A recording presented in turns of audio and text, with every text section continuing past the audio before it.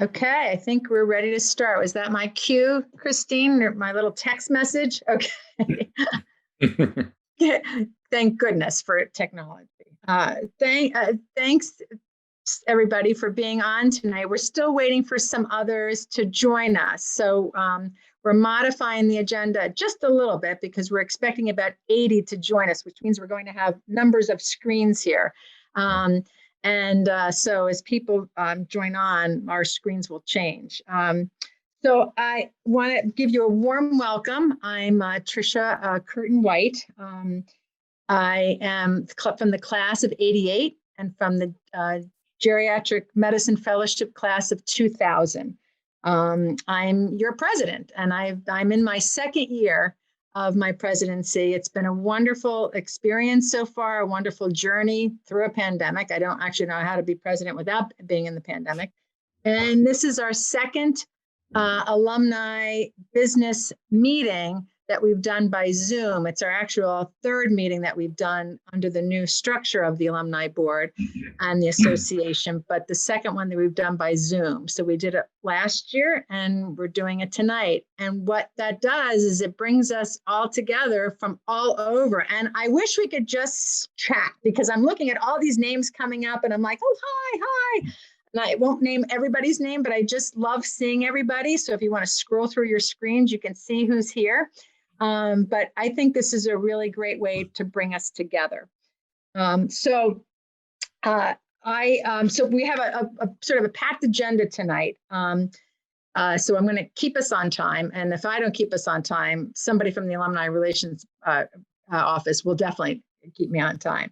But the purpose of tonight is to bring us together to give an update on the Alumni Association's work, the board over the last year, and to hear then from, of course, our dean, Dean Tykocinski, who's joining us. And he's on and he's listening to everything and he takes notes. I've been at meetings with him and he's amazing. He will absorb everything tonight, and he will also then give us an update on the state of the college and the university and other things that, because he's so involved in so many ways. We will not be doing an official roll call tonight in terms of everybody saying their name and specialty and year and where they're from, geographic area, because we won't get to the reports tonight. So what we will ask you to do, if you're comfortable doing it, is to chat in the information. So your name, your year, and where you're from and your specialty. You can do abbreviations. We see a lot of names on here, but some people have not phone numbers and some people have nicknames, and it sort of depends. So, but that would be helpful to us to see who's here, and someone will be managing the chat. It's not really for attendance. We know who you are. We know that who's on, but it's really, I think, so that everybody knows who everybody else is. So I'm sorry we can't do the roll call, but as the numbers came in to this popular event tonight, there must be not much on TV tonight, right? There must be, and this is such an exciting meeting, I know, but there's no big football. There's no, so this is great. So we're so glad you're with us tonight in December. So, so with that, I'll just remind you again, name, year, your graduation year, where you're from, and then your specialty, and that would be really great. I will get to our slides. I'm going to be showing slides. I'll do my report, and at about 7:30 or so, we will switch over to the dean, and then we'll have the dean give his report, and then we will open up for questions and answers. So you can put questions into the chat. Is that Jeff? How we're doing it? All questions go into the chat. Yes. And that will be monitored, and then those questions will be given to us at the end. So, so we appreciate your feedback. I think this will be more fun if it is interactive. So thank you again for being here. And I will now start my report with our slides. Can I ask if there's anything else that I need to be telling them from the Alumni Relations Office? Oh, I got the thumbs up. And so Christina Giso's on, Jeff Spence is on. I don't know if there's anybody else who is on tonight from the Alumni Relations Office. I'm going to go through the board members in a moment, but and I see Melissa Salazar from our development office. We're going to be talking about the class agents in a little bit. I see some other people. If I start naming people, I'll miss them. I see Dr. Pohl, so I've got to be really careful here. He must have had everybody from his office jump on. I see Kristen. I see Dr. Trays is on. She's one of our board members. So this is really wonderful. Shelby, I see you're on too from Office of Development. So we're really thrilled to see so many people to support us tonight and maybe answer some questions if we can't answer them. So with that, I'm going to everyone can stay on camera and then mute yourselves just in case so that there's no background noise. That would be helpful to us. So I don't hear anything so far, so that's good. Okay, and I've told everybody in my house to be quiet. So let's see how that goes. And I've unplugged the phones. So we'll see if this works. All right, so with that, Jeff, I think we'll go to the slides. Okay, great. All right. Next slide, please.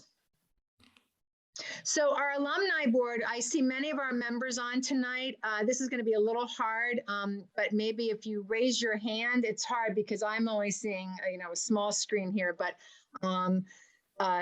for everybody who's here from all across the NIC, all across the nation, they're here. So and Dr. Bildakevich, how did I do? Because during Alumni Weekend I messed up his name a lot. But Dr. Nick Bildakevich, raise your hand if you're on.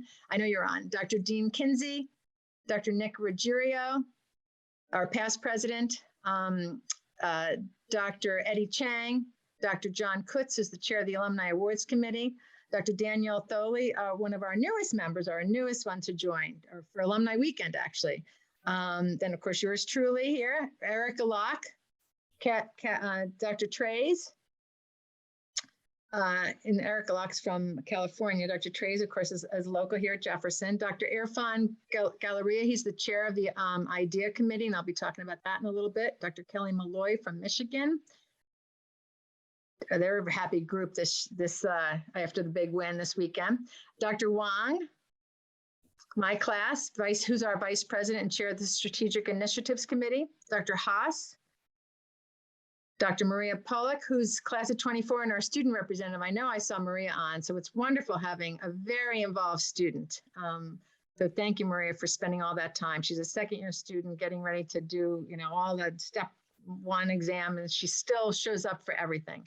Dr. John Wu, who's also somewhat local. Dr. Gallicano Anguito, one of my Delaware comrades, who's the secretary of the board, and Dr. Crystal Reed.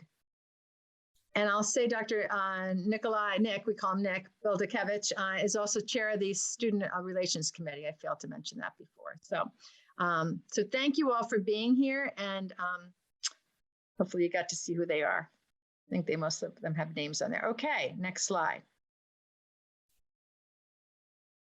So I used this slide last year about what our goals were after Christina and I had met with the dean in August of 2020 to discuss what our goals would be as a board and as an alumni association. And the themes I came up with, were connection, communication, and commitment. I feel connected. Hopefully we've been communicating. I don't think it can ever be enough, but we're doing the best we can. And we are truly committed as a board to serve you, all of you, to help us become a really strong alumni association to continue that. But it's with the alumni, it's also with the students, and I'll talk more about that in a bit. And our alumni in terms of our medical school classes and also our postgraduate alum. I'm in both. I'm a medical school graduate and I'm also a postgraduate alum as a fellow. So I feel, that connection in 2 ways, and many of our alumni are like that. So, and many others who were not medical college alumni, but did their residency or fellowship with us are also, part of the Jefferson family. So how do we connect with them? So these are some things that the dean, when we spoke with him, that we really wanted to make sure that we worked on in my 2-year, in our 2-year service as a board. And so again, connecting with the medical college, the dean, and Thomas Jefferson University as a whole. And I'm going to talk a little bit more about that because that's been a really important, I think, addition to what we've been doing. Okay, next slide. Oops.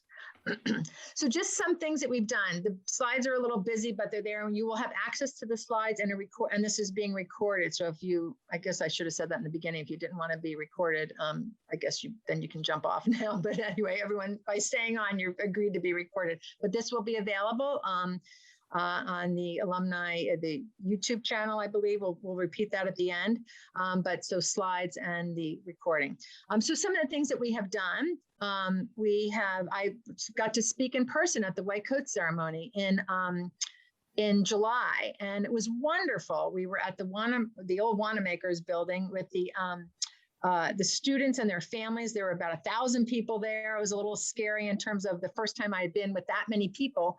But it was really wonderful, very heartwarming. I had a lump in my throat half the time. Dr. Pohl emceed it and did a wonderful job, and really felt the warmth and really the love, that the Jefferson community has, and welcoming our newest students. So that was really wonderful. So I was really happy to be part of that. And that's one of the jobs of the president, is to welcome our new students in the white coat ceremony. The next thing we did in person, there were some things in between. We had Jeff at the beach in August, which was really wonderful for a group of alumni and friends down there. But the next big event was Alumni Weekend, which we gathered again very safely, very COVID safe. We did it at the Marriott because of some restrictions for being on camp. Oh, okay. Did something happen? Something happened. I've lost the screen. Uh-oh. It's not me though, right?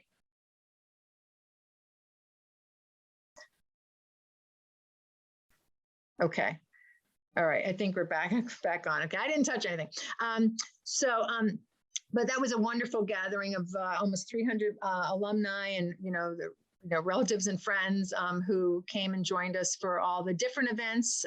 The only thing we couldn't do was the trolley bus tour, but everything else was done, including tours by our students on our campus. So they were able to come on campus and take tours of the alumni building and, and some of the other sites. And so that was really wonderful.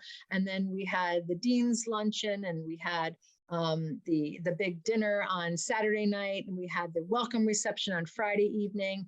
And it was just really great to be with people. Everybody had to be vaccinated. So that was really, it was wonderful to be like that. Everybody, we had masks on until we were eating and drinking, and then we didn't have masks on. But in general, and so far, everything's been good. So I think we would have known by now if we had had any outbreak, which we did not. So it was really wonderful. And thanks to the Alumni Relations Office and Jefferson really as a whole, really for making this happen. It was wonderful. And I'll talk a little bit more about some of the things, some of the people we honored. We've, with all these events that have happened over the last, year or so, literally being like on Zoom, we've actually recruited a good number of alumni volunteers from 35 states who have been willing to participate in various Alumni Board sponsored student programs. So we've really extended our outreach. I think if we had not had this pandemic, our numbers would definitely not be that high, because we would be trying to do things in person all the time. And you can only do so many things, and we can't have people flying in for a 2-hour meeting. And so, so this has really extended our reach. So I mean, it's been the silver lining in this awful pandemic. Alumni relations, they spend time, connecting locally and also going out to places, to Florida and Washington State and California and Arizona and Colorado and all different places.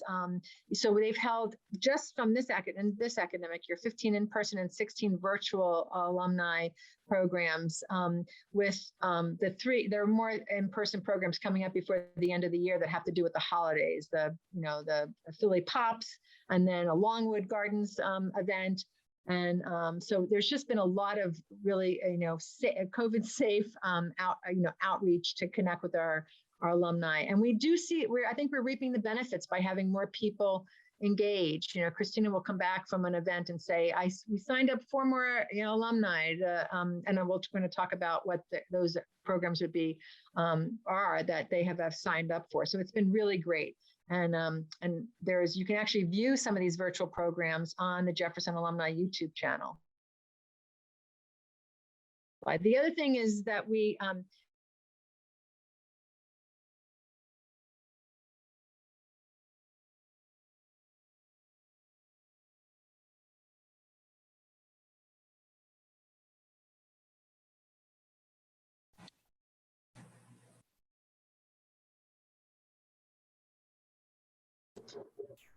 Can't hear you.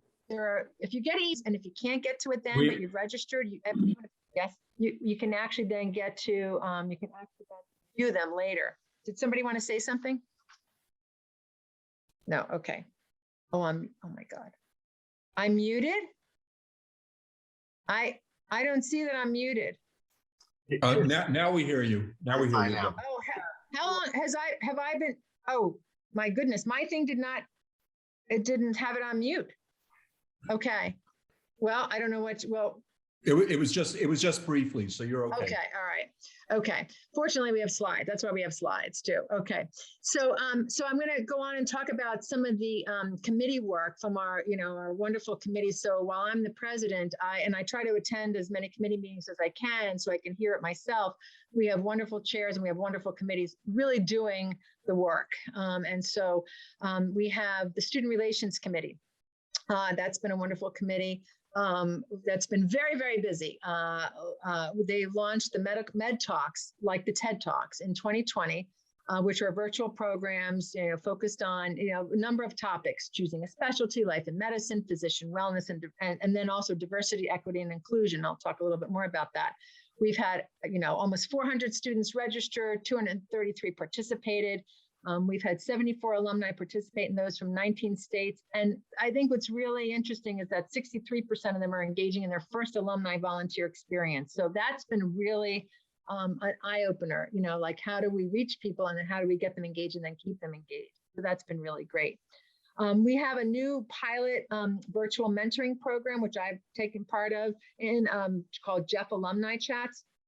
For second-year students this fall, I've met with my student virtually. She may be interested in geriatrics, internal medicine, and so we've talked about that. And it was just wonderful to connect. And so this is a small pilot program, but once we get the feedback from that, then most likely, if the feedback's positive, it will be expanded into all second-year students next year.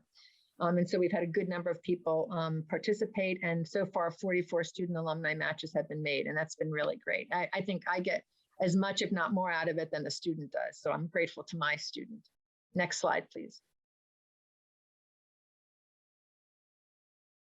The one committee that is fairly new, it's a subcommittee called the Inclusion, Diversity, and Equity Alliance Subcommittee. We approved this as a board to really launch this committee this last year. And this has been a very active committee. Dr. Galleria chairs that.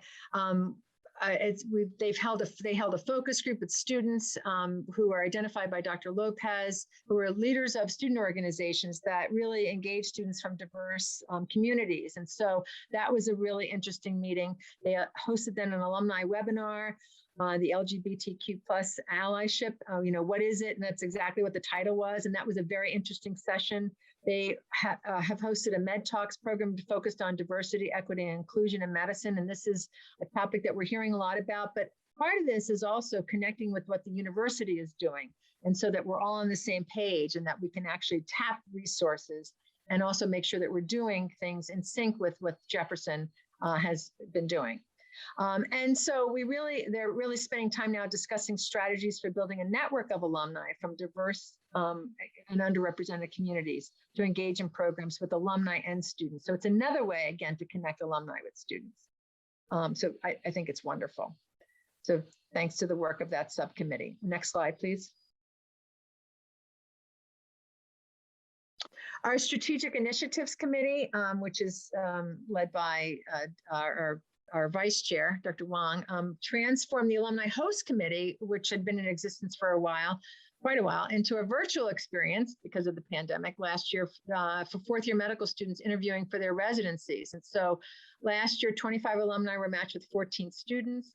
And this year, so far, we've had 4 alumni match with 2 students, but it's for the take. I mean, we have many volunteers, and so we have people. So it's really to talk about, residencies, geographic, what it's like to live in Chicago and go to University of Chicago for a residency in internal medicine, whatever it might be. So it's actually been really great. And if anybody's interested in any of these, we will have at the end, how to sign up for these, because this is a really great way for for our for alumni and students to connect. We're going to be expanding the program in 2022 to provide a virtual Jeff Alumni Chats experience for third-year students to discuss choosing their specialty. So we're trying to make it specific for the students, and this is coming from the students. The students tell us what they would like, and we are now trying to accommodate that. So we're not making these things up because we think it's the right thing to do. We're actually doing it because the students are asking for this. And so I think that's just been really a highlight for this last year and a half or so. And then, again, we are spending time under the Strategic Initiative Committee discussing how do we engage postgraduate alumni. So I would be interested if there are postgraduate alumni, whether you're also a medical college alumni or not, what are your thoughts about how do we engage our postgraduate alumni? There's usually smaller groups of residents or fellows, not like 250 students or 280 students in a class. So it's a much smaller group, but how do we engage those postgraduate alumni because they are part of our alumni association. And then we really, you get information from Jefferson if we have your contact information. And so how do we continue to get that information through the Jefferson Alumni Network? I'll put a plug in for that. And then, letting the Alumni Relations Office know, you can tell them, the information and they can put it in. So there's a few different ways to do that, but we really do need people on this call, obviously get our messages, but how else can we do that? And then the new class agent cabinet, we have a slide on that. They're working to secure class agents.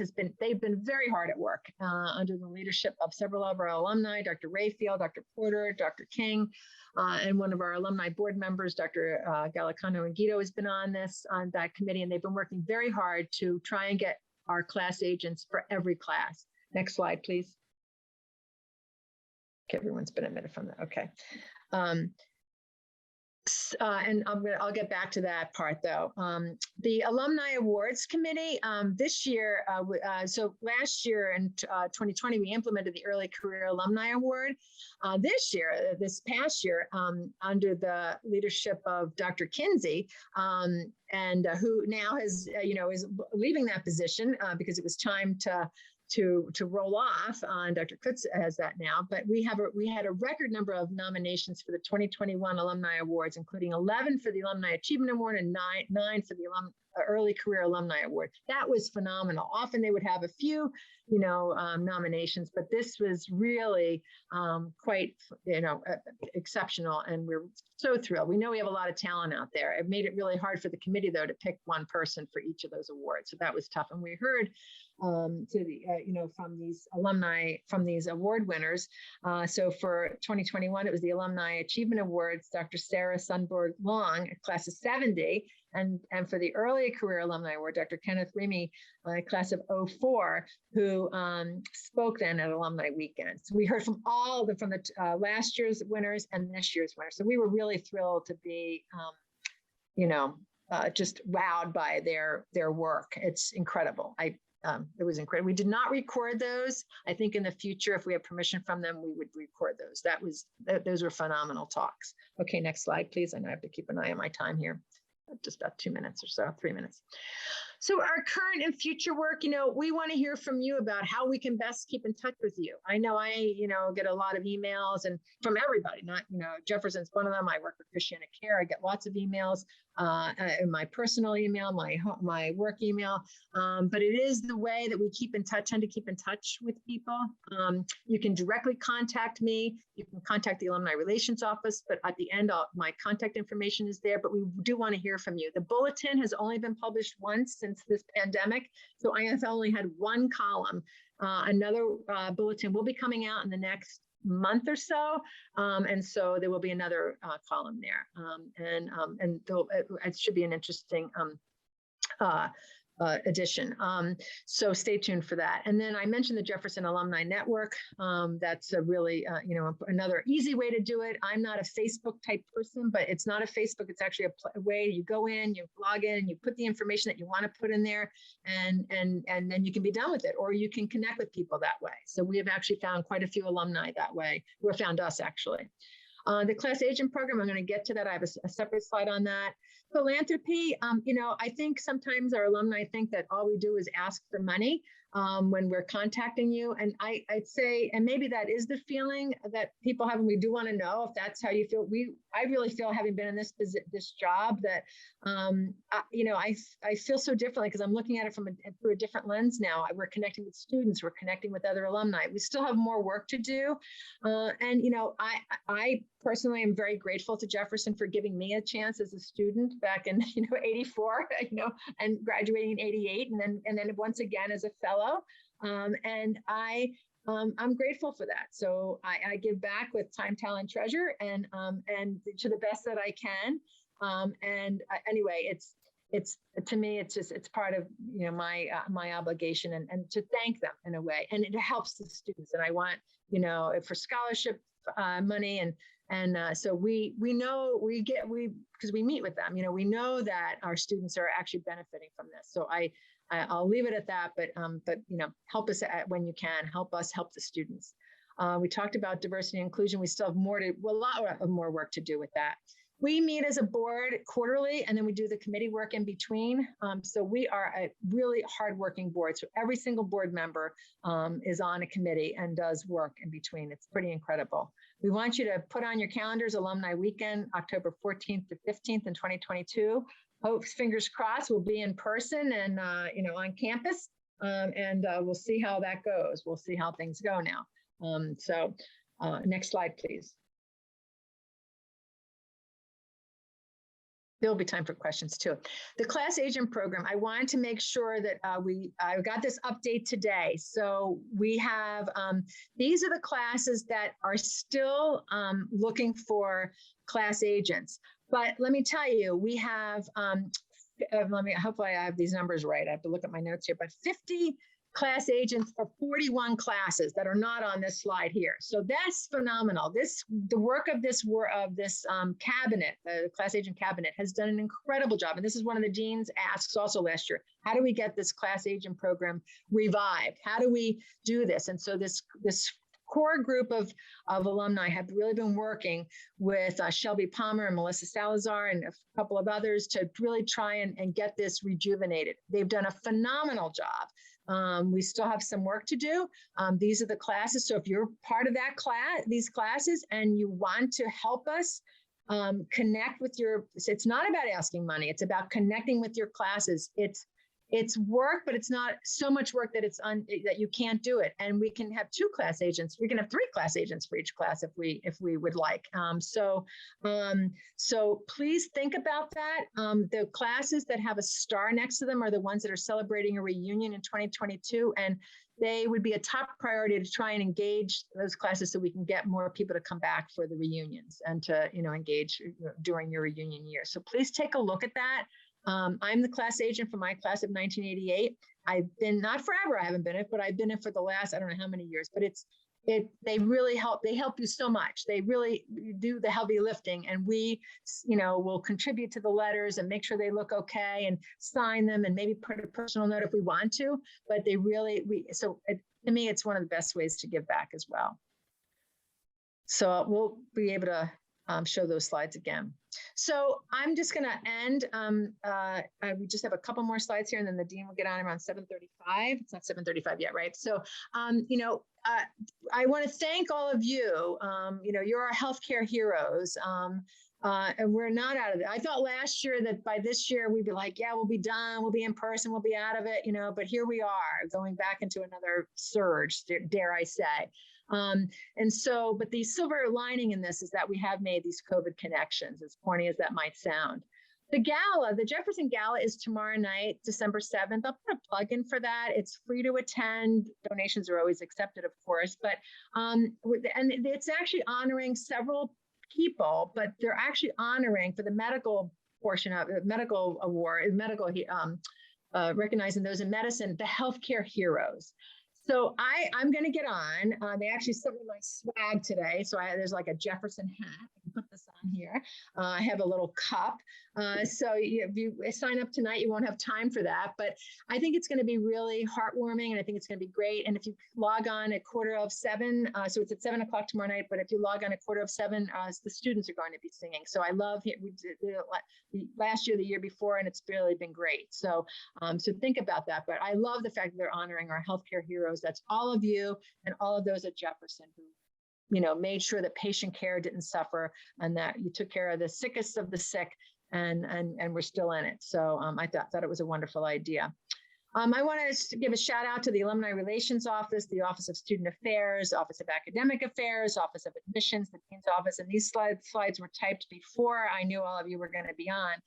Of course, the Dean's Office, of course, and so many more who make our work, make things happen and help us do the work that we do as an alumni board. A couple of those offices will be getting, and they will, once I can get it to you, are going to be getting, and you probably can't see this now, but you won't be able to see this, but we have a Hippocratic Oath printed on with a picture of the college building that we have given to the admissions office. Dean Callahan got that, and she's gone now, but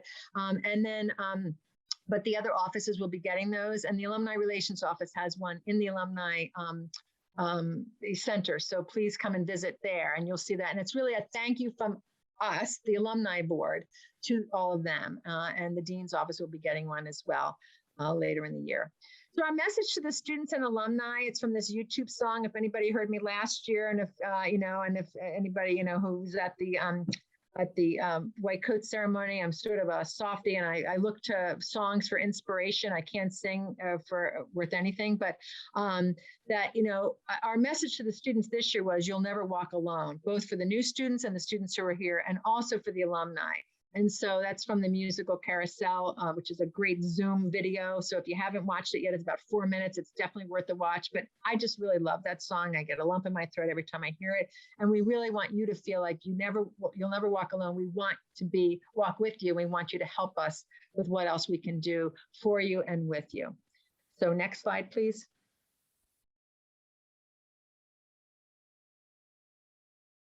So we'll do questions at the end of Dean Tykocinski's speech, talk. Again, there's my contact information. You can take a picture of it, or a screenshot, but we'll have it, and we'll be able to, you can also put it in the chat, and to make sure, please reach out to me. And you don't have to go through the alumni office. You can just reach out to me personally. So we want to thank you so much for being here tonight, and thank you for everything that you do for Jefferson, and for coming back for this. So thank you again, and I'll be getting on after the Dean. Thanks again. Okay, so with the Dean, I get to introduce the Dean who needs no introduction. As you know, he's the Provost and Executive Vice President for Academic Affairs. The Anthony and Gertrude DePalma Dean. I always have to say this. I had to say this a lot during Alumni Weekend, and I feel like I can't introduce him without saying that. But he is the Provost and the Dean, and wears so many hats, and has really steered the ship, and has kept us, on course this past year. And it's been really a pleasure working with the Dean. And we take a lot of our direction from him, but he also takes direction from the alumni. And I know he'll say this, deans come and go, people come and go, but the alumni stay. I hope I'm not taking one of your lines, but I love that line. So, so you can say it again. So I just bought back a minute. So with that, I'm going to turn it over to you, Dean. Okay. Thanks a lot. It's really remarkable what you've already accomplished during your presidency of the Alumni Association. So thanks. And I do want to sort of echo what you said. Yes, we love it when we get contributions, but that's not what it's about. That's a piece of it. Really, it's just having the alumni, the owners of the institution engaged, and you and the board have just so committed and have done incredible things, and it's obvious from the sampling you've given us tonight of what you've been doing. So I have some prepared slides here, but I thought maybe I would start with just a comment or two, because we're now going through a major transition. with Steve Klasko's announcement and imminent stepping down from his role. So I thought I would just start with just telling you that we've been on a pretty incredible journey here at Jefferson these last couple of years. And I don't know if all of our alumni really appreciate the degree of transformation, the scaling of this institution. We've gone from, just on financial terms, we've become essentially the scale of a Fortune 150 company, literally a Fortune 150 company. We've gone from 1.4 billion to 9 billion, soon on the way to $10 billion of revenue. We've gone from 2 hospitals to 18 hospitals. The scale of the clinical enterprise is pretty remarkable. We have now 26, close to 27% of the market share. The next largest, and I won't mention the name, across the river is at about, somewhere between 12.5% and 13% of the market. So we are really, have really scaled in a very significant way, which essentially assures us sort of the financial ability and the clout to survive in an incredibly competitive market. We've also developed, with the purchase of the remaining pieces of Health Partners, we're now an insurer. So we're in the league of a UPMC with significant insurance products in the Medicaid and the Medicare Advantage areas. And then at the university level, we've merged 2 universities. We came together with a 135-year-old institution known for design, architecture, and fashion. And I'll try to tell you a little bit about why we did it from the medical college's viewpoint, but a lot of change and a lot of transformation. And it's been a great journey with Steve Klasko as president. Steve announced about a month and a half or 2 ago that he was going to be retiring from Jefferson. So he will stop at the end of December in his roles of CEO and president of the university. The interim is the former board chair of Thomas Jefferson University, the parent board, Rich Haverstick, who's an amazing, amazing individual. And we're in great hands during the transition. And the Board of Trustees is moving with alacrity now to lock in a search firm and intends to be moving forward in earnest in mid-January to move forward with the recruitment. Defining, first of all, what that position will be that they're recruiting for specifically, since we're a very different enterprise now, and moving us forward there. So a lot of positive energy, and the bottom line message is your medical alma mater, I believe it's fair to say its future is secured for another 50 to 100 years, because we have internally now a lot more clinical rotations for students, and we have a lot more going on. What I want to key in here is sort of what's next? Where are we? What are some of the showcase things that we're doing? And what is the vision? It's one thing to say scaling, but scaling is not an end. It's just a means to security, but really it's important in terms of the programming. So first of all, let me start. You heard from Tricia about the Alumni Reunion, and this was a significant one because we celebrated 2 50-year SKMC alumni classes in person. So those that had been there the prior year but had to do it remotely had the opportunity to come and be there in person, and it really was a great event for us. I'm just going to do a few, sort of interesting bits here at the beginning, but then key in on sort of the core of the presentation. Diversity is a big deal for us, as Tricia said, and it comes in a lot of different varieties, by the way. It's not just counting numbers of students who are underrepresented minorities, although that's important for us. But for example, one of our faculty members at DePalma was one of 52 national recipients of a Bristol-Myers Squibb Foundation Diversity in Clinical Trials Career Development Program Scholars Award.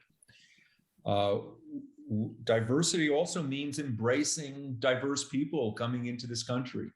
So Jefferson ran the medical clinic, including the COVID testing for the Afghan refugees. Philadelphia was a major site of incoming Afghanis. And here you see Trish Henwood as part and a colleague who really were key in making this happen. And again, lots of different things, Jefferson is now becoming sort of the anchor institution, highly visible in a lot of what was going on. In fact, for the international flights coming in and running the COVID testing at Philadelphia International Airport, that's Jefferson, who's running that sort of thing. Even when it comes to COVID-19 itself, I'm proud of the work we're doing at the bench with promise from bench to bedside in COVID-19 itself. So for example, this technology that was coming out of our medical oncology department, a company, Tevagen Bio, was founded out of this and developing an investigational T-cell therapy for advanced COVID-19. And then, of course, we have our horse in the COVID vaccine race. And while it might seem that we're late to the game, I think everything you see now playing out is the world still needs a really highly effective vaccine that'll give you more than 6 or 9 months stretch of immunity, that'll be affordable for the billions of people that will never be able to get an RNA vaccine, that's transportable, affordable, transportable, effective, gives long, strong memory B and T cell responses. And we believe that's the vaccine that Matthias Schnell and the Jefferson vaccine has developed. It uses one of the most effective vaccines ever developed by mankind, given to about 500 million people around planet Earth, the rabies virus vaccine. And they simply engineered the rabies virus and put an extra little protein on its surface, the S1 protein from SARS-CoV-2. And the preclinical data is very strong. We've now licensed it for the developing world to an Indian company, Bharat Biotech. They've finished the phase 1 with 150 patients, a relatively large phase 1 trial. They're telling us it's very promising, but we don't have the official readout for another week or two, probably. So we're the tortoise here, but stay tuned.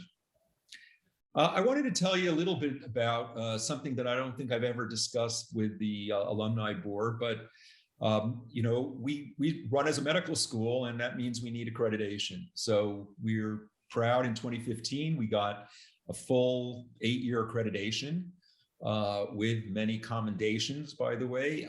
And that means we're up for reaccreditation in 2023.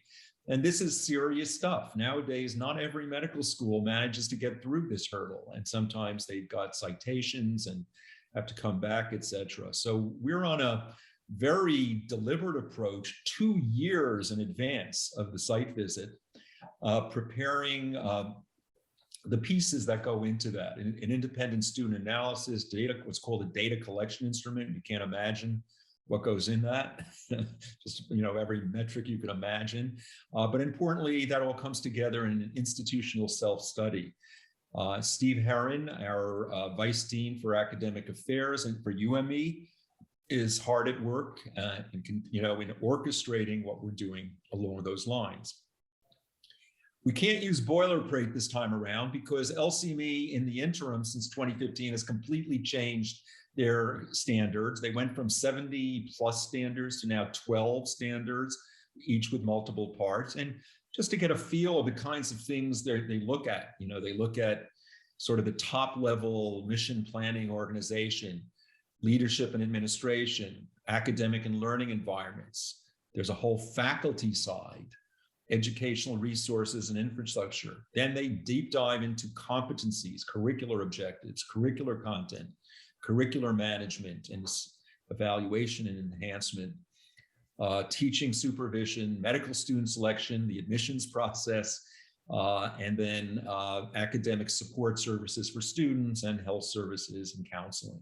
So you can see the range of things they look at. And we essentially have work groups around each one of these standards. This is being planned like a military mission 2 years in advance as we move towards getting the self-study piece done.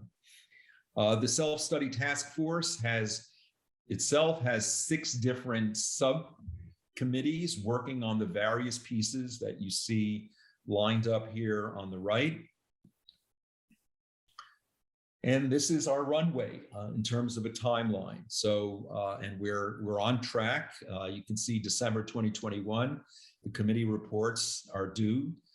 We've just been going through all of that. And it's all moving forward so that by January 2023, before the actual site visit, we will have a mock site visit from a group that will allow us to fine-tune our preparations for the actual review. It starts with graduation competencies, and this is the kind of list we look at daily. It revolves around patient care, knowledge for practice, practice-based learning and improvement, interpersonal and communication skills, professionalism, systems-based practice, interprofessional collaboration, personal and professional. All these elements come together in a set of graduation competencies. But it doesn't just stop with graduation competencies, because the graduation competencies then flow into educational objectives, which we lay out in our self-study, and this is how we organize ourselves. And then those educational objectives mean nothing unless you can actually assess them. And so what LCME is quite interested in is, what is your assessment and how do you go about evaluating objectives that you've laid out, all stemming originally from your targeted graduation competencies. So that's what we've been doing, but we're also doing some, because we always like to do wild and crazy stuff. So here's the wild and crazy stuff we're thinking about. And that said, right now, progression through med school basically revolves around summative exams, right? You take a step 1 at the end of the preclinical piece, you take a step 2 and a step 3.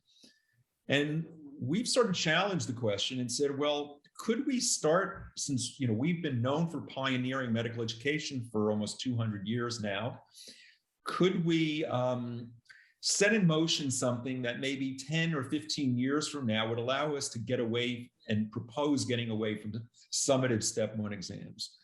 And so we've created this set of 6 homegrown apps, smartphone-based apps, where we can essentially track just about every aspect of a medical student's experience while they're here. We have something called JeffCat, the competency assessment tool, where literally down to the question of each quiz, we can tell a student, how you're doing. You've been doing pretty well on the proximal tubule, but you need a little more work on the kidney distal tubule, and you seem to getting that wrong. And by the way, this last round, we had unheard of 100% pass rate on the first round for Jeff MD in the in the step 1 exam. And we believe in part that's because of this JeffCat tool. But then we have others, like looking at logging in all your interprofessional experiences, something we call JTOG. Jeff Leap, to evaluate learning environment and professionalism tool. Jeff Rate, where we rate the various faculty and students and their interactions. When students are directly observed, we log that in.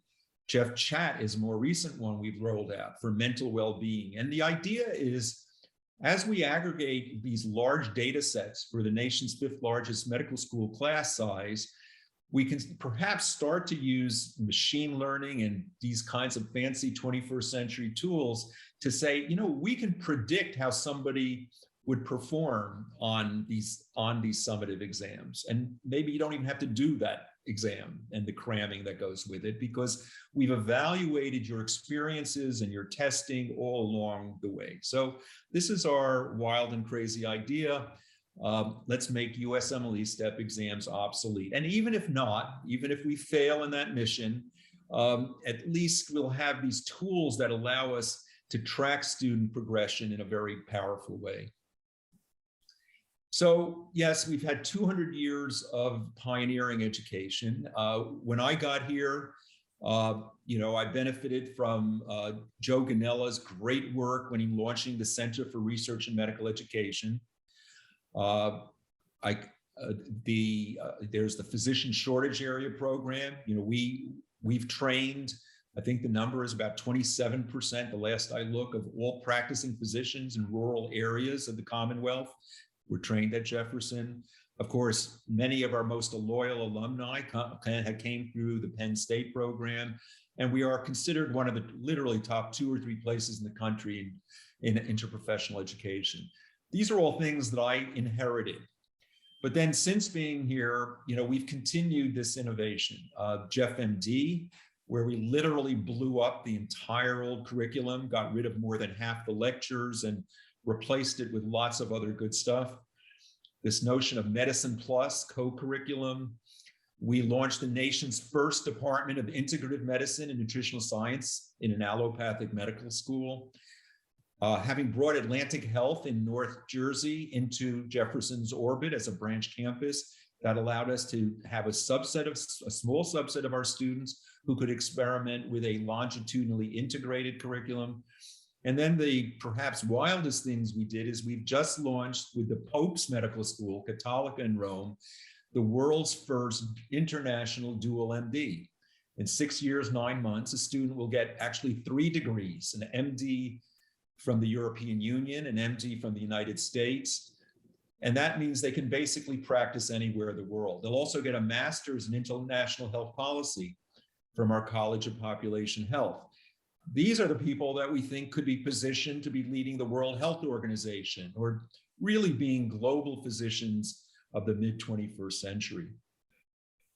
And we do this by measuring just about anything you can imagine.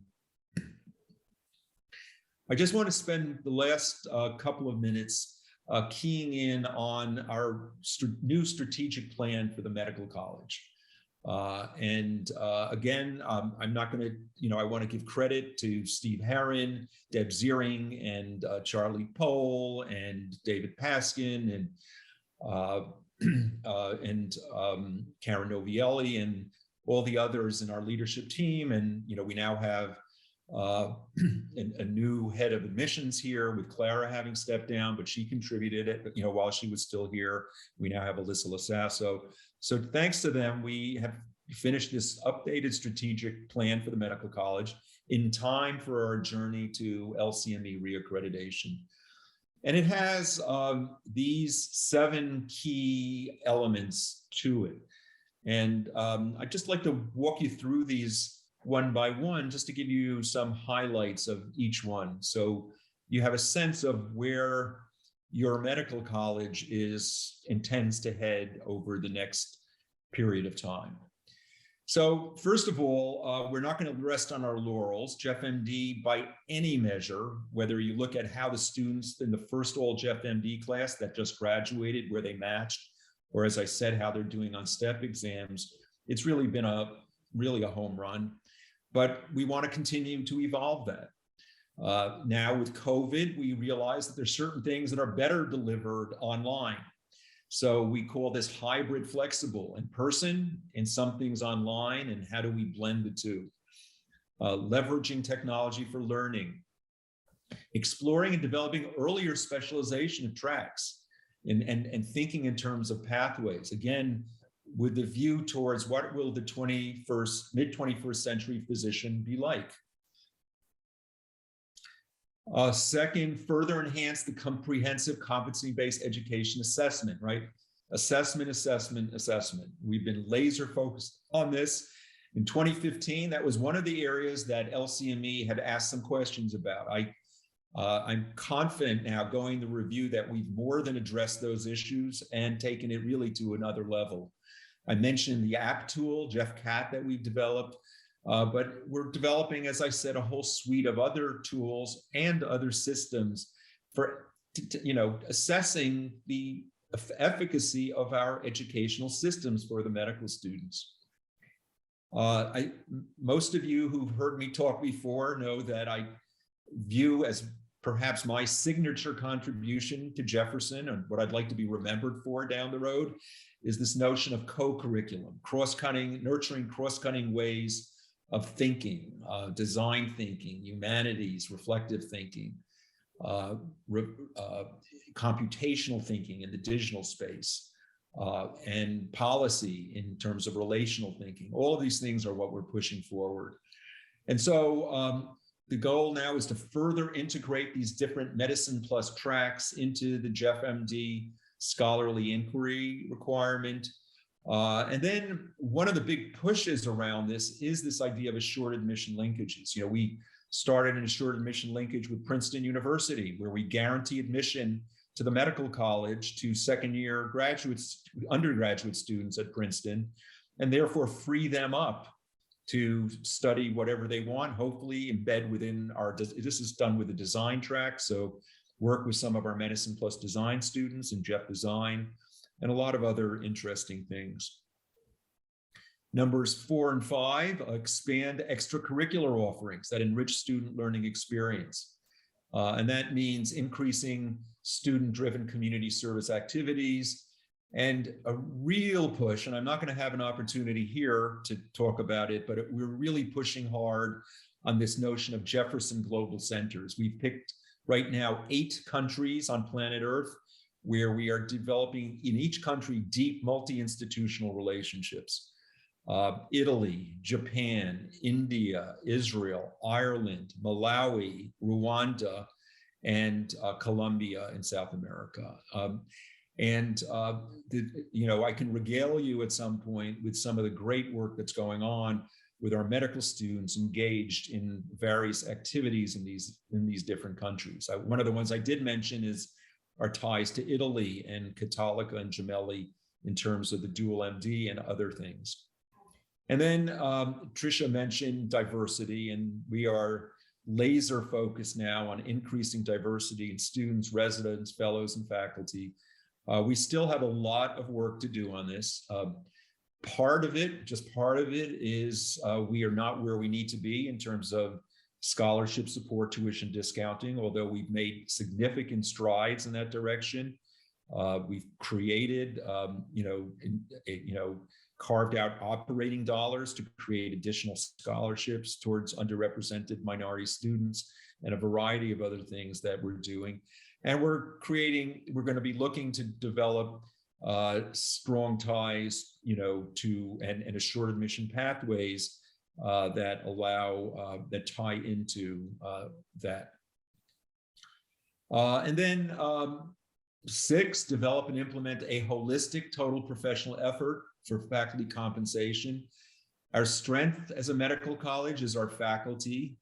Our faculty are working really hard clinically, and it's essential that we make sure that we have the resources and the ability and the commitment to buy back, academic time for those faculty under the compensation plan.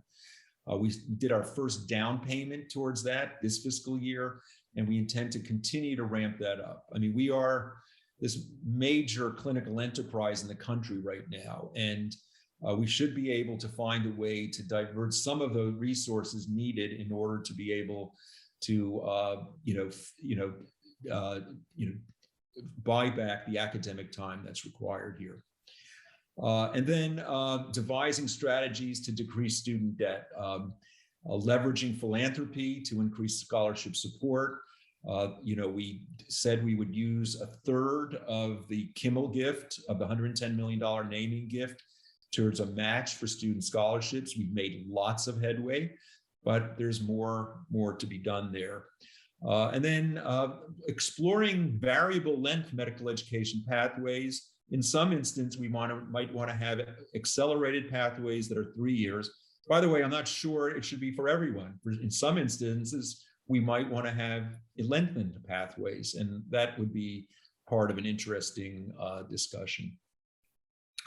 And so the medical college is part of the university. I also carry the title of Provost of the University. And so we're now been doing another strategic plan refresh, and we now are thinking of Jefferson in this notion of a tripartite university. We want to think of ourselves and aspire to be the model professions-focused university. Of course, a national research university. By the way, we've more than doubled our NIH and extramural funding portfolios since over the last 10 years.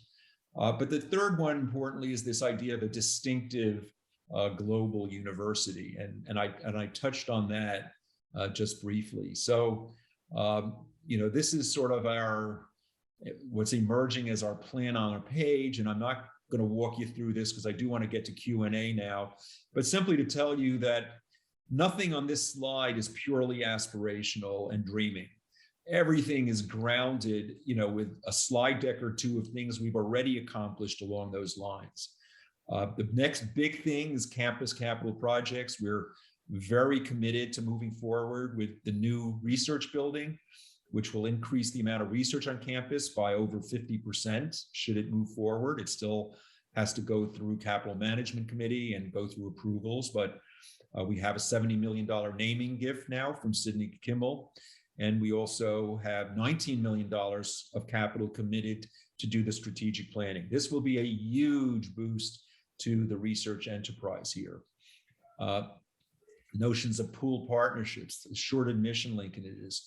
We've been creating a number of what I call magnet institutes. And interestingly, you see that thing, academic business lines. We've said to ourselves, can we create sources of revenue that are not dependent on student paid tuition and that are not based on government support? And so the first one gets money from industry by creating training in certain 21st century high-tech areas. So in the area of bioprocessing, we created the Jefferson Institute of Bioprocessing. And within 3 years, we're the #1 training site in the United States for the skill sets required to produce half of pharma's output in the biologics area. So just a sense of sort of the way that we're thinking about things. I'm not going to walk you through these remaining slides. I'm sorry for even including them, but I do want to get to, if you've got epilepsy, don't look at the screen. But I did want to get to this as the next to last slide here. So, the person who I attribute having motivated me to go into medicine, when I spent 3 summers with him, is an incredible individual named Bernard Lown. By the way, he got an honorary degree, it turns out, in the late 80s from us after he won the 1985 Nobel Peace Prize for founding International Physicians for the Prevention of Nuclear War. He should have gotten a medicine prize because the cardioverter, the defibrillator, was originally called the DC cardioverter, and he's the discoverer and developer. It was originally called the Lown-Levine cardioverter. Unfortunately, Bernie Lown passed away this spring, and I co-authored an article with Sal Mangione, who's our incredible Renaissance faculty member, on Lown. We had taken a trip together with a number of other individuals, including Charlie Pohl and Sal, to visit with him, and they, incredibly inspirational a few years ago. And then it turns out there was also the 200th anniversary of Virchow, and what they shared in common was this major commitment to the idea of physicians having social responsibility. What they talked about, and it turns out it's also the 700th anniversary of the death of Dante. And what we said in this article, in this little short column, was Dante reserved the worst part of hell, or what he called the anti-inferno, not to the people who were the evildoers, but to the bystanders, the individuals who sort of sat by and said nothing. And so that really captured Lown, Virchow, and what Dante was trying to say, and motivating our students for social responsibility. So, and I think a lot of the legacy of what I inherited from deans before me and what I hope to leave to others down the road are those pieces. And then I just wanted to end, one of the great Jeffersonians, Joe Seltzer, passed away this year. Clearly one of the icons for anesthesiology on our campus. By all accounts, a wonderful person. I sort of barely overlapped with him when I got here. He had already retired, and really got to know him just a tad. But he was beloved by all, and so I just wanted to end, acknowledging everything that Joe Seltzer did for us, and thankful for what he did. So I'm going to stop there, and I think both Trish and I would be glad to take questions and answers. And before we do that, I do want to. I've thanked a lot of people, but really. The OIA, brain trust here on the screen, Christina and others have just been doing a spectacular job, absolutely spectacular job, giving life to our sort of new streamlined, board structure for the Alumni Association and so much else, and helping power, Patricia and her presidency of the association. So I just want to really acknowledge, them for all their hard work, Melissa and Christina, and I'm not sure who else is on the screen here, but really thanks to all of you. Thank you, Dean Tykocinski. That was great. I see a lot of your talks, and this was a different spin tonight. So it was really very interesting, and I don't know how you do it all and keep it all straight. I know you have a lot of people who help you with that, but tell you, it's pretty impressive. I normally by now would have said I should say we have a dean's team that is second to none. Literally, I sometimes wonder whether I should be, accepting compensation for my job, because no, I'm serious, and I'm not saying this gratuitously. It's just this incredible, talented group of deans. Assistant deans, associate deans, senior associate deans, and everyone, vice deans. I mean, they're all, truly top of the game. And, my nightmare is when they suddenly realize that each one of them could be a dean of a medical school. But so far they haven't been threatening.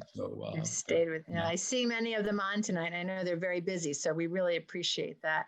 I normally by now would have said something. My daughter graduated from Jefferson in May, and I only say that, yes, the proud parent, but also as a Jefferson alum, as a SKMC alum. She's up at Yale in internal medicine as an intern. She's on call tonight, which is why she's not on this call.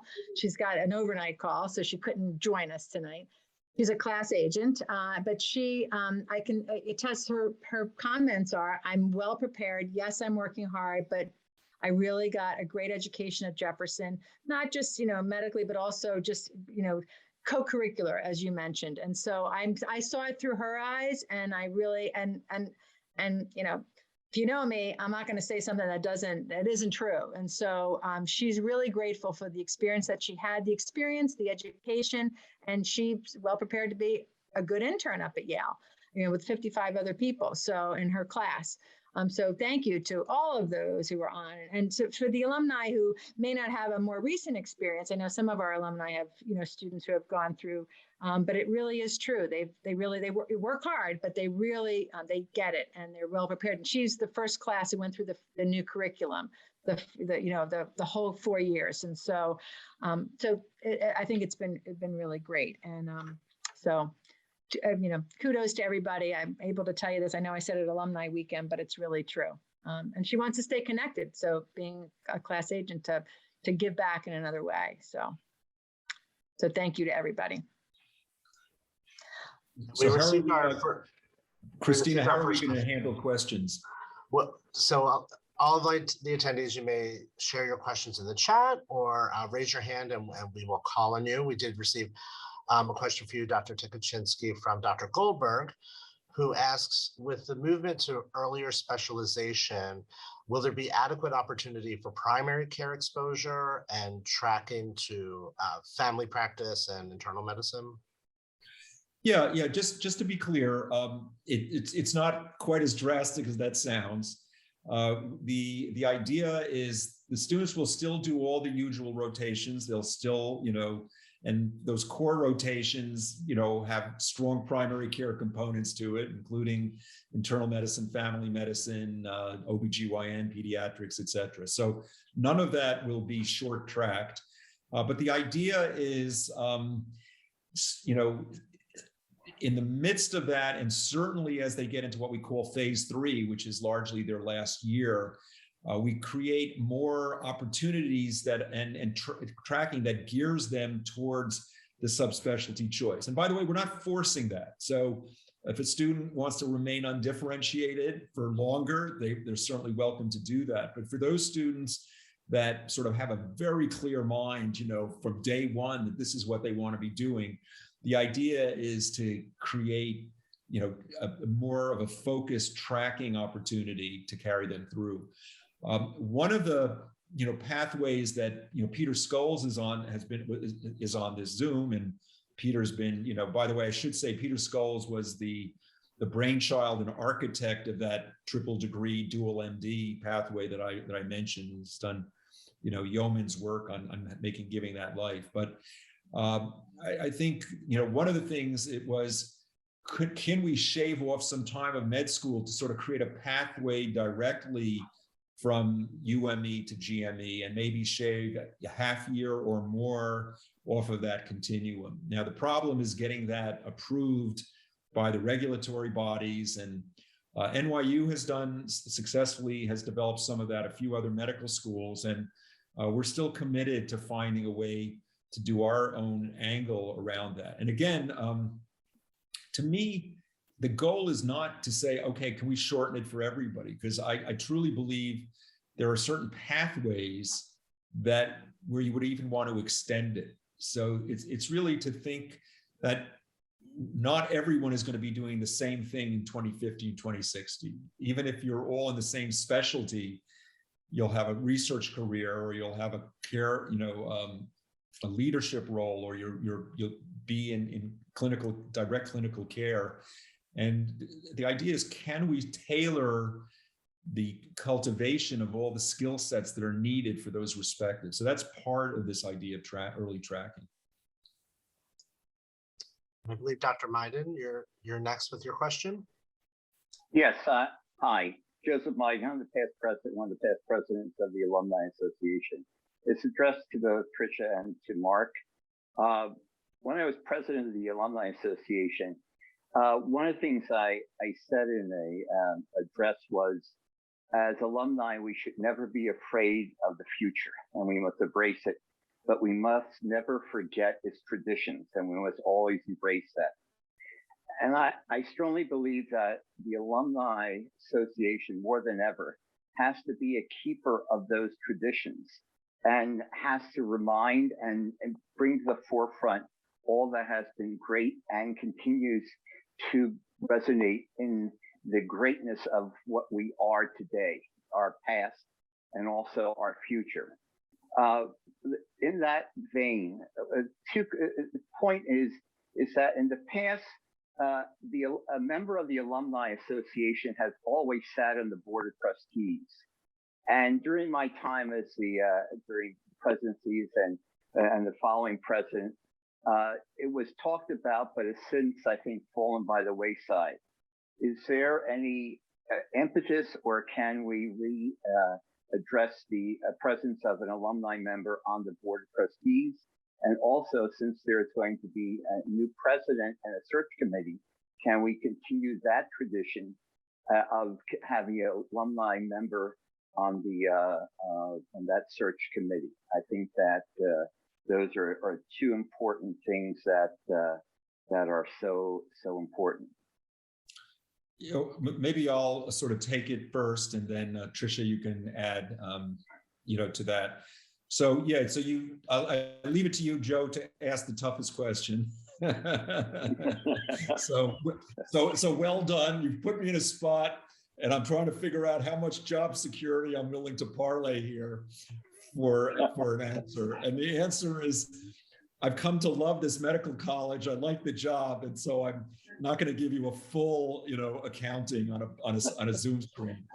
But let me just put it this way. I thought you were going to go in a different direction, which is the tradition. And so all I talk about, and I was, had another, videotape Zoom session a while back where I talk about legacy plus transformation. And I totally, if we're all only about transformation, then that's ridiculous. Our ace in the hole is our 200-year history.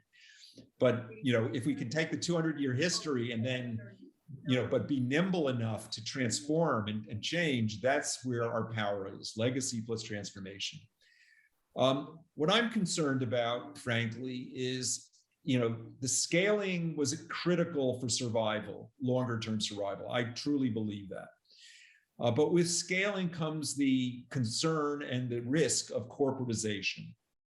And so to me, the big threat and the big question and challenge is, how do we preserve that sense of Jefferson family among faculty, students, alumni, everyone in an organization that has scaled so dramatically? And it's not easy, I can't trivialize what the challenge is, but I do know that we're committed to doing everything we can. And part of the solution is having the sort of identifying the cadre of dedicated educators within our various clinical and basic science departments and trying to protect time for them. And that was one of the things I sort of rushed through before to mention is one of our strategic objectives. So I'll lay that out. I really need a longer time here to go into that in more depth. Now, to answer the question you did ask, the currency, the question was, how did we scale with 5 health system mergers? And we did it without buying people out. No money was actually spent. Now, there were capital commitments made in some of those mergers, significant ones, but there was no actual purchase. It was full asset mergers, and the currency, part of the currency was board seats. So over the course of that 7 to 8 years with President Klasko and scaling of this organization in the dramatic way that happened under his presidency, we ended up enlarging the board substantially. But now there's been a board restructuring with the new chair of the board, Trish Wellenbach, and key to that was cutting the board size down dramatically. And you can imagine that wasn't an easy thing to do because so many people are dedicated and felt strongly about those positions. So board seats were a premium. I think that doesn't mean that the idea of having a board representation, having an alumni representation on the board shouldn't happen. It's not there right now, at least in the parent board. But again, this is a much reduced parent board in size. And I think that needs to be explored further. And there were also subcommittees to the board. And so there are opportunities of participation short of actually being in the parent board. So this is not, within my direct span of control. I can make suggestions, but you understand the history. There's this incredibly challenging journey that the board has successfully undertaken now to streamline things and really get us structured in a way that you would expect of this, larger institution. So that was my way of evading your first question. And then, and what was the second thing? The search. The search, yeah. Well, the search, I can just say right away, the search is being done, is really being done by the Board of Trustees now in a really sort of tight to the vest. So, that's pretty much all I can tell you right now. And alumni input will almost certainly be part of what unfolds there. Yeah. I can, and I'll just comment that we did bring this up to the dean at our board dinner on Alumni Weekend. So some of the questions, it's the same thing about representing alumni. So we do hear you, and he's aware of, us getting some input, even if it's in a different format than maybe we had in the past. I mean, I'm part of that traditional group, and remember many what the Alumni Association was before, and because it was a really good association with a lot of dedicated people, we've been able to build on that. We just look different now. But I do think we're not. I love how you said that, Dr. Meiden. There's tradition and we've moved on, but it doesn't mean that we have forgotten all the good that was done before. So we will keep that. We will keep that in mind. And I'm glad you said that on this Zoom. Well, thank you. I think it's the conscience and those intangibles that we have to represent. I couldn't agree with you more. There were, Jeff, Dr. King sent me one just to me. Dr. King, is it okay if I say it, or did you want to ask the question? Do you want me to read it? I can. I'll read it. She's on mute. So for Dr. King, she says a major and frustrating issue for the cabinet has been the incredibly inaccurate database for our alumni, and we have heard that, from other alumni too. And we'll get into that. But since I realize this data problem is not readily correctable, would the dean be willing to post his podcasts on Doximity or LinkedIn in an attempt to reach our tech-savvy alums? So is there another way we can get this information? We have heard this. We've heard it on our alumni board meetings, how it's frustrating not being able to reach our alumni. We have thousands out there, 12,000 medical college alumni. Yeah, if I could impose on Christina, I think we've made, tremendous progress. We're probably clearly not where we need to be. So maybe Christina, if you could just tell us sort of what we've done and what, we plan to do to take this further. So we have made progress from the standpoint of having physical addresses. There's a strong number of, and I would have to ask our IT folks for the exact amount, but a very high percentage of addresses in the alumni database are correct. Where we fall short is on telephone numbers and email addresses. And it's basically because there's no national kind of place where you can go, like the change of address system with the post office, where you can actually get an updated email address or phone number. And we rely on alumni to self-report that. One of the things we've done recently is we launched this, Patricia mentioned, our new Jefferson Alumni Network, which is basically our online alumni directory. And alumni can go in and basically you just activate your profile and then you can search the directory for other alumni. And it is campus-wide, so it does include all the alumni from across Jefferson, but you can filter just the medical college alumni or the postgraduate alumni. Since we launched in January, we've had 1,100 alumni go in and update or claim their profile, but we've received about 460 and maybe more than that this week, because I haven't checked, updates to contact information. So when alumni go in and they see their phone numbers incorrect or their emails incorrect, then they're letting us know. So the more alumni we can get to go into the directory, the more alumni who encourage the alumni they know in their personal networks to go in, that will help. And then we try to be on social media as best we can to try to get noticed, but we use our reunion committees, our class agents, anything we can possibly do to collect information. And any alumni who sign up to attend any of our events, whether they're virtual or in person, we require the telephone number and the email address. So it is a very long and slow process, and we're constantly working at it. But anyone who has any ideas, like posting information on Doximity, if any of you could do that, we can't do that as non-physicians, but anyone who could post a link to the alumni network or anything like that, that would encourage alumni to update their addresses, or any suggestions that you have, to send them our way. Great, thanks, Christina. That's a great idea. Another question came in from Dr. Rayfield. What are your long-range plans for the class agent program and how do you hope to keep them engaged? million-dollar question. So a little bit of that, trying to get our, our connections, our information. And thanks to your cabinet for, all the work that has been done. So we look to you to also give us some guidance on that. But as a board, this is not, a one-time cabinet that's doing their work. This will continue to be one of the goals of the board. After I'm done my presidency, I'm past president then for a couple of years, but we'll have to keep at this.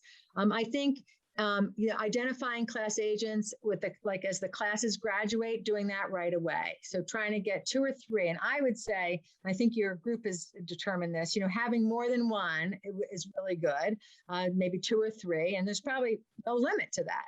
Although, so because then they have outreach to more of their classmates. So identifying them early on, once they're before they're graduating, actually, that's really the key. That's what we did with my daughter's class. So 3 of them, are now the class agents.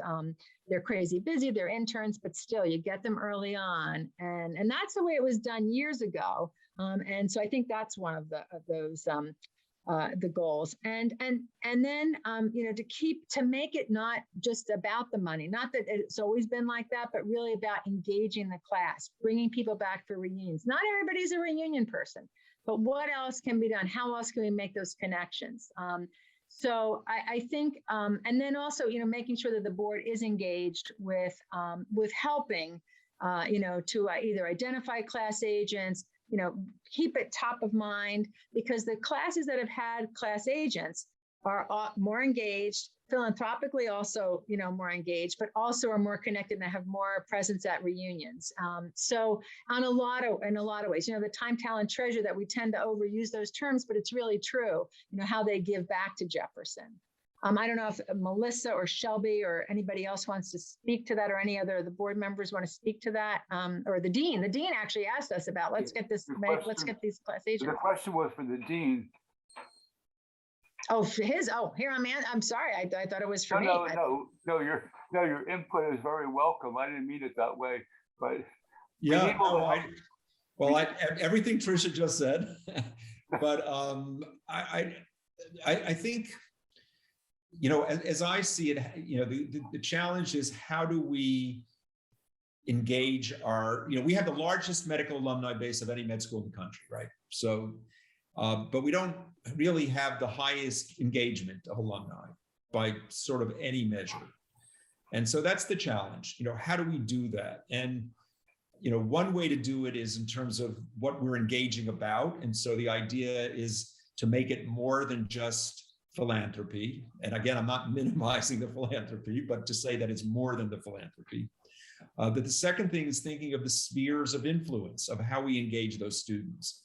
And so there's, and students are either, part of a class, and there's where the class agents come in. They come from a region, and if it's outside of the tri-state area, sometimes the regional connection is more important than the class connection.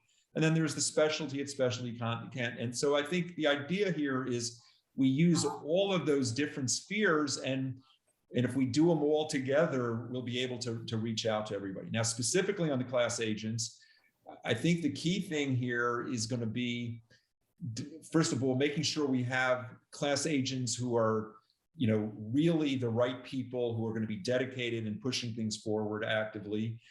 And then the important thing is teaching the teachers, in a sense, making sure that through OIA and through our Central Alumni Association, we can sort of transmit what we want them to be doing, how we want them to engage, and essentially not just sort of say you're a class agent and when you have a 5-year reunion, let us know, but what can they be doing throughout the cycle, and have it coordinated from the mothership, basically. That's sort of the concept here. Thank you. And we would like to have you do quarterly podcasts, which I think you're going to do for all the alumni beyond the class agent. Yeah, no, I'd be thrilled. I'm thrilled to be able to do that. Yeah. Thank you. We've got Lorraine's hand up, and I'm not sure we're going to have enough time much more beyond Lorraine. I'll make it brief. I'll make it brief, Mark. a part of the problem is that we've got to be able to reach those alumni. And we're asking the alumni to call and respond and by various vehicles, get the information, the contact information back. But, you know, to waste the time of physicians to be trying to go into search engines to pull out the information, and it's available online. I mean, it seems to me that we could hire a couple of high school people to go in and to start pulling the information together on phone numbers on many of our alums, because it is incredibly frustrating.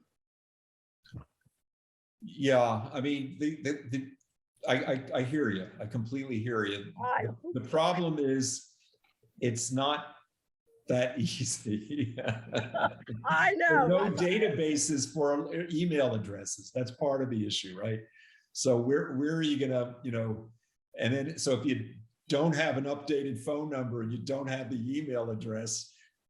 Well, many of those, hey, we're finding it, but it's taking a tremendous amount of effort on our place too. It's available. It's available, but it takes a lot of time to do the research and find these individuals.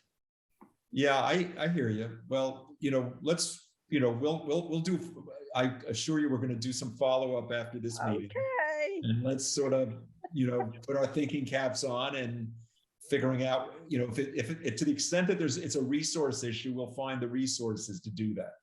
So we'll, you know, we just need to follow up. Yeah. Okay, thanks. Do we have any other questions, Jeff? And I think we have time for one more question and then we'll close it out. So if anybody can either put up their hand or do the little yellow hand. If not, we are at 8:36. So give everyone a minute. I think we'll close it out then. If there are no burning questions, you know how to reach us now. I know a follow-up will go out from the Alumni Relations Office. We will put the link to the Jefferson Alumni Network there so you can sign up yourselves. Try it, do that. And access to this recording. I know we've done that before, so we will do that. And then any other pertinent information and contact information, and also a list of our board members. I know I did hear from our alumni, you know, some alumni that, you know, the board members, it's not just about me being the president, it's really all the other people who make up the board. And so a lot of contacts there. So we'll make sure that you have access to that as well. And so with that, Dr. Trey said, thank you. So thank you to everybody for being on tonight. It was really great to see everybody. I wish we could have done more chatting, but the purpose was really to be a business meeting. But we're thrilled that you were able to join us, and we're here for you. Please let us know how else we can, you know, be a better alumni association. I'm not going away. My term will end, but then I will stay on as past president. And that's a pretty busy position, as Nick Ruggiero can attest to. So I'm happy to help in any way I can. And please help us help you, and also to help our students too. So that to me has been really very rewarding to include our students and to work with them, because they're our alumni. They will be us. They will be the people having these meetings on God knows what kind of platform years from now. But they will be the Jefferson Alumni Association. And Dr. Tykocinski says it so well. We don't go away. The alumni are here to stay. So we own the school, right? I think that's what you said. You do. So thank you very much to everyone. Yeah. Thank you, everybody. Good night. Have a good night and happy holidays to everybody. Let's hope 22 is better than 20 and 21. Amen. Thanks.